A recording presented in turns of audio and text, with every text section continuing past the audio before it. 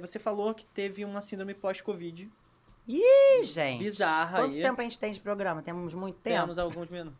Não, porque assim, pra falar disso, né? Nós tem tempo. Como é que foi isso? Como é que foi o Covid pra você?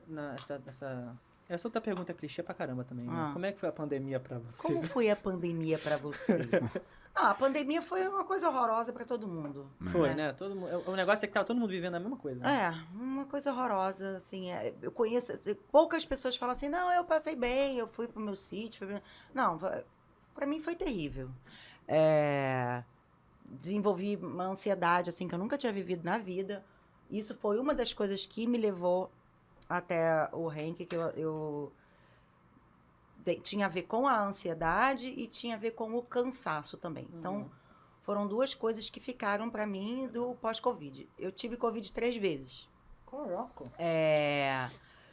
Logo lá no comecinho, julho, depois em janeiro, um pouquinho depois de ter tomado a terceira dose, e agora em junho. Essa última foi a pior pra mim. Eu não tinha nenhuma das outras vezes, tinha sentido muitos sintomas, assim, uma dor de cabeça e tal. Dessa vez, eu senti muita prostração. E aí, como consequência do pós-Covid, veio uma sinusite, que eu não sabia que existia aquilo. Assim. As pessoas falavam, sinusite severa. Eu não sabia que existia aquilo, de não conseguir mexer a cabeça, assim, uma tonteira, porque pegou todo os seios da face. Todos os seios da face. Tô 100% comprometido, assim. Não foi só aqui, né, na parte da frontal, assim. Pegou o ouvido, pegou um pouco da parte da trás da cabeça. Né? Eu não conseguia fazer esse movimento de cabeça, que eu ficava muito tonta. Os antibióticos não fizeram efeito. Eu tive que fazer ciclos, 3 ciclos, né, de antibiótico. Fui parar no hospital.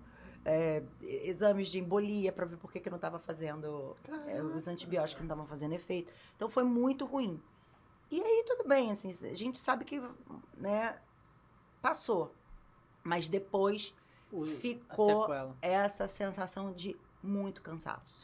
Saiu um estudo agora na Nature, que eles pegaram vários estudos, fizeram uma meta-análise, e eles viram que 48% das pessoas que tiveram Covid ainda sentem alguma coisa. Eles falam que não era como era antes. 48%, é muita gente. Eu me sinto nesse percentual, sabia? Juro. O que você acha que mais te afetou?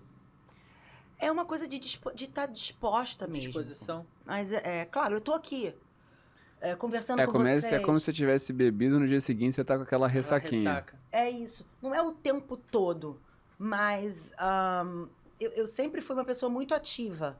E de ficar o dia inteiro ativa, né? Bem, esse o que eu sinto é que, assim, tem alguns dias que me bate um cansaço. E assim, não é que ontem eu saí ou fiz alguma coisa fora da curva. Não. Vem um cansaço, normalmente é no fim de tarde, assim. E aí eu fico, preciso de um café. Por que eu tô assim? Quando você se pergunta, por que eu tô cansada? É porque aquele cansaço não é normal pra você. Sim. Quando você começa a se questionar, por que eu tô me sentindo desse jeito? Eu não era assim, é porque realmente você não era assim. Isso não era um hábito pra mim sentir esse cansaço ou trazer esse questionamento. E incomoda, porque você tá acostumada a viver uma vida que às 6 da tarde você não era assim. Né? Que o fim de tarde pra você sempre foi normal. Você continuava ativa. E agora eu tô com vontade de sentar, de largar o telefone, não consigo fazer nem olhar.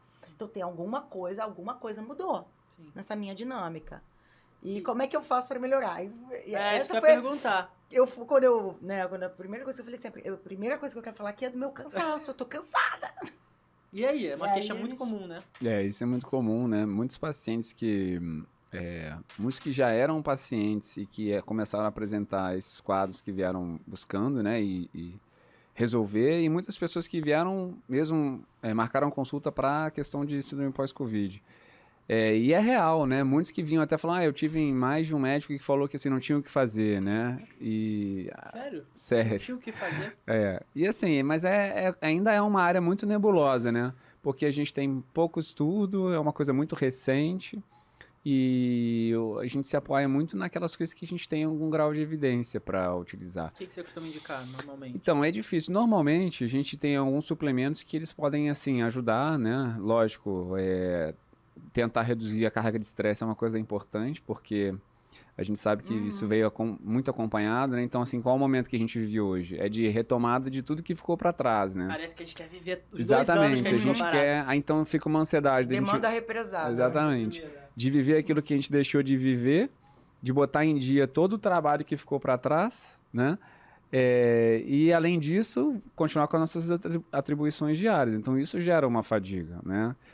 Fora a questão do Covid. Ela falou que teve 3 vezes, eu tive 3 vezes também. E a terceira vez também foi a pior. Né? Caramba!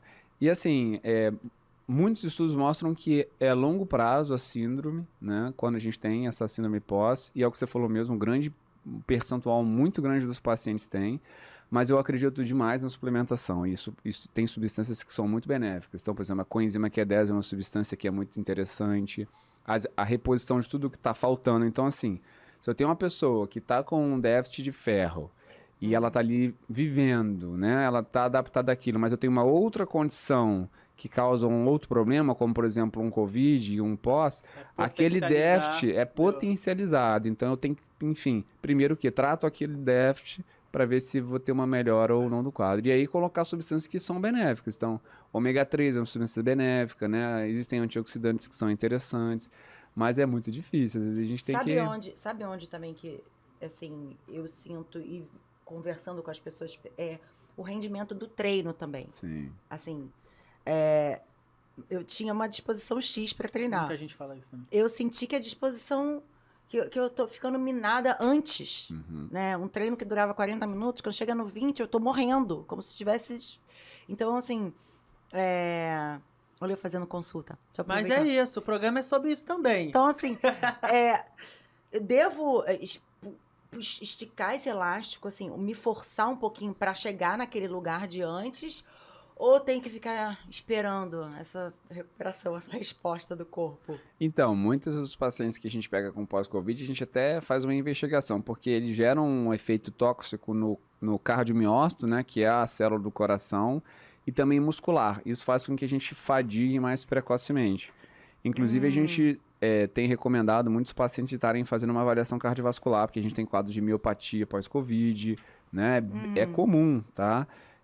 A gente tem, inclusive, atletas que tiveram Covid e apresentam esse quadro. Então, não é porque você previamente era saudável que você não vai ter. Por isso é que, assim, quem tem um Covid mais potente, etc., a gente tem que mesmo fazer uma avaliação laboratorial mais completa, fazer uma avaliação cardiovascular, né? Para que a gente possa dizer se aquela pessoa está apta ou não. Mas esse retorno à atividade física, ele tem que ser gradual. Lógico que você pode esticar, né? Mas acho que é muito isso, escutar o corpo, né? Assim, em que momento eu estou e onde eu quero chegar, né? E fazer isso de forma gradual. Até porque você acabou reduzindo muito da forma que você tinha antes, né? Então agora é uma questão de retomar e usar estratégias que a gente tem, lógico, para fazer isso, né? Sim.